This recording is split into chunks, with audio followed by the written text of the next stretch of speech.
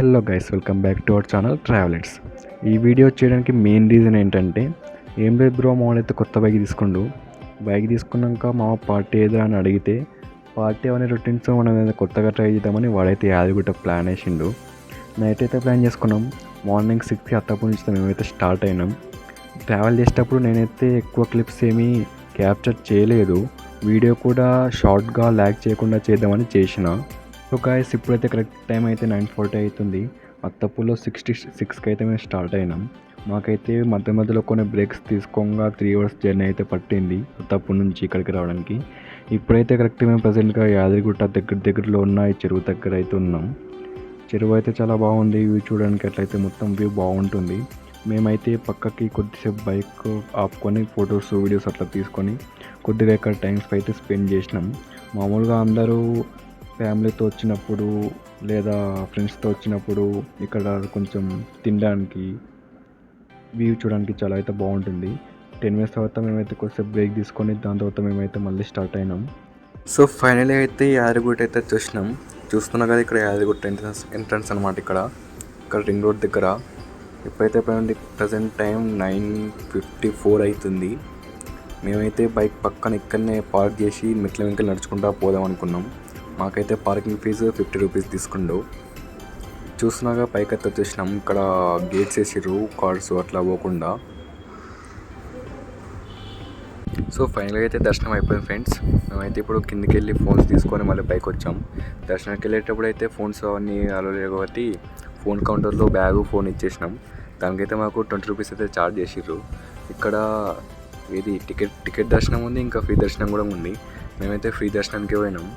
మాకైతే దర్శనం అంత రష్ ఎక్కువ లేదు కాబట్టి ఒక 30 minutes 20 minutesలో అయిపోయింది. దర్శనం చేసుకునేటప్పుడైతే వ్యూ అయితే చాలా బాగుంది. లోపల చూడడానికి అంతా చాలా డెవలప్ అయింది. చూడడానికి అయితే చాలా బాగుంది మొత్తం గుడి. దాని తర్వాత మేమైతే లడ్డూల కౌంటర్ దగ్గరికి అయితే వెళ్ళాం. అక్కడేమో 2 కౌంటర్లు ఉన్నాయి. ఒక టికెట్ తీసుకునే కౌంటర్, ఇంకోటేమో లడ్డూలు తీసుకునే కౌంటర్. మేమైతే టికెట్ తీసుకొని దాని తర్వాత లడ్డూలు తీసుకోవడానికి అయితే వెళ్ళాం. మేమైతే మొత్తం 4 లడ్డూలు 2 పులిహోర ప్యాకెట్లు అయితే తీసుకున్నాం. కొంచెం తిని దాని తర్వాత మళ్ళీ పైకి వచ్చి ఫొటోస్ అట్లా దిగి అన్నీ చూసుకుంటూ అవుతున్నాం. ఇక్కడ ఫెసిలిటీస్ అయితే చాలా బాగున్నాయి ఫ్రెండ్స్. ఫ్రీ బస్సులు కానీ, కళ్యాణకట్ట దగ్గర గుండం కానీ, అన్నదానం కానీ చాలా అయితే బాగున్నాయి. పైన కొద్దిసేపు ఎంజాయ్ చేసినాక మేము అయితే కళ్యాణకట్ట దగ్గరికి అయితే వెళ్ళినాం. అక్కడ గుండం అని చూసినాక మధ్యలో మోహన్ ఆకలి అవుతుందంటే అన్నదానానికి అయితే పోయినాం. అక్కడ ఫుడ్ ఎలా ఉంటుందో అనుకున్నాం కానీ చాలా బాగుంది. ఆ స్వీట్స్ కానీ, రసం కానీ, అన్నం కానీ చాలా అయితే బాగుండిర్రు. ఎలా ఉంటుందో అనుకున్నాం అన్నదానం. కానీ ఇవన్నీ మొత్తం ఎంజాయ్ చేసినాక మధ్యలో వాటర్ కావాలంటే వాటర్ కూడా అక్కడనే ఫ్రీగా ఇస్తున్నాడు. దాని తర్వాత మళ్ళీ మేమైతే స్వర్ణగిరి అయితే స్టార్ట్ అయినాం. సో యాదగిరి గురించి స్టార్ట్ అయినాక మేమైతే మధ్యలో మాకైతే భువనగిరి ఫోటో అని మనకు కనిపించింది.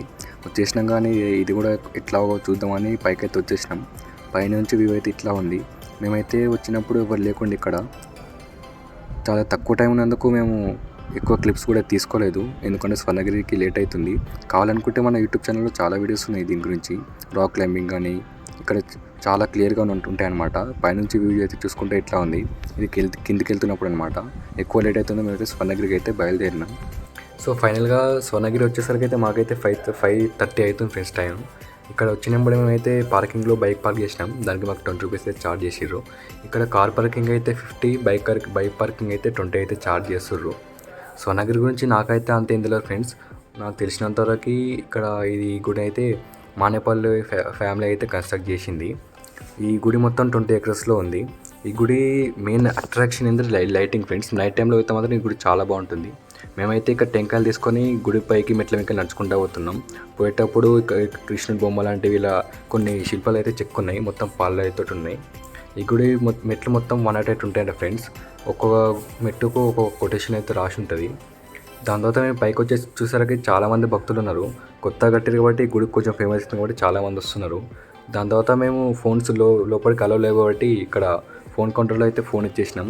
ఒక్కొక్క ఫోన్కి 5 రూపీస్ అయితే ఛార్జ్ చేస్తున్నారు వీళ్ళు. దాని తర్వాత మేము ఫోన్ కౌంటర్లో ఇచ్చి లోపలికి అయితే పోయినాం. సో ఫైనల్గా అయితే స్వర్ణగిరి దర్శనం అయితే కంప్లీట్ అయింది ఫ్రెండ్స్. బయటకు వచ్చేసరికి మొత్తం చీకటి అయిపోయింది. మాకైతే ఇక్కడైతే స్వర్ణగిరిలో నేనైతే దర్శనం ఫాస్ట్గానే అయిపోతాను ఎక్స్పెక్ట్ చేసిన. కానీ యాదగిరిగుట్టలో ఎంత టైం పెట్టింది, ఇక్కడ కూడా అంతే టైం పట్టింది. చాలామంది రష్ ఉన్నారు, చాలామంది భక్తులు అయితే ఉన్నారు. ఇక్కడ బయటకు వచ్చిన తర్వాత మేమైతే ఫోన్స్ తీసుకొని ఫోటో తీద్దామని ఉన్నాం. ఇక్కడ విగ్రహం అయితే చాలా బాగుంటుంది ఫ్రెండ్స్. హనుమంతుని విగ్రహం చాలా పెద్దగా ఉంటుంది, చూడడానికి బాగుంటుంది.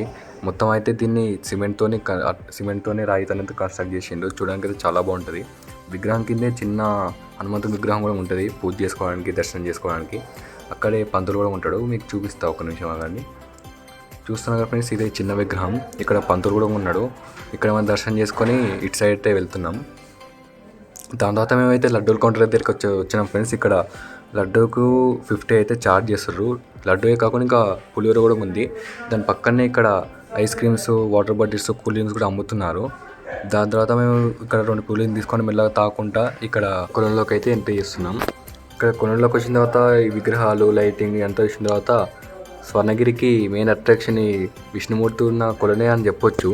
ఇక్కడ మెయింటెనెన్స్ అంతా చూస్తే కూడా చాలా బాగుంది. నీట్నెస్, లైటింగ్ మొత్తం చూస్తే చాలా బాగుంది.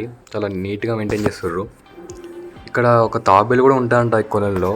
ఒక ముసలావిడ 11 ఏళ్ళు పెంచుకొని ఓం నమో వెంకటేశ అని ఇక్కడ కొలంలో అయితే వదిలేసిందంట. మేమైతే చూద్దామని ట్రై చేసినాం, మాకైతే ఆ తాబేలు కనిపించలేదు. మరి లక్కీ పర్సన్స్కి కనిపిస్తుందేమో. మీరైతే నెక్స్ట్ టైం వెళ్ళినప్పుడు తాబేలు చూడడానికి ట్రై చేయండి. మాకైతే కనిపించలేదు, మీకు కనిపిస్తుందేమో. సో చూస్తున్నారు కదా ఫ్రెండ్స్, కింద నుంచి వ్యూ అయితే ఇట్లా ఉంది. ఇక్కడ కింద నుంచి వ్యూ చూడడం ఒక ఎత్తు అయితే పైనుంచి చూడడం ఇంకో ఎత్తు. పైనుంచి వ్యూ కూడా చూపిస్తాను ఒక నిమిషం ఆగండి ఫ్రెండ్స్. చూస్తున్నారు ఫ్రెండ్స్, పైనుంచి వ్యూ అయితే ఇట్లా ఉంది. ఇంకా కింద నుంచి కంటే పైనుంచి చూడడమే చాలా బాగుంది. ఇంకా వ్యూ కొన్ని ఇంకా క్లియర్గా చూపిస్తాను. సో పైనుంచి వ్యూ అయితే ఇట్లా ఉంది చూడండి ఫ్రెండ్స్. కమలాకుచ చూచుక కుంకుమతో నియతారుణితాతుల నీలతనో కమలాయతలోచన లోకపతే విజయీ భవ వెంకటశైలపతే.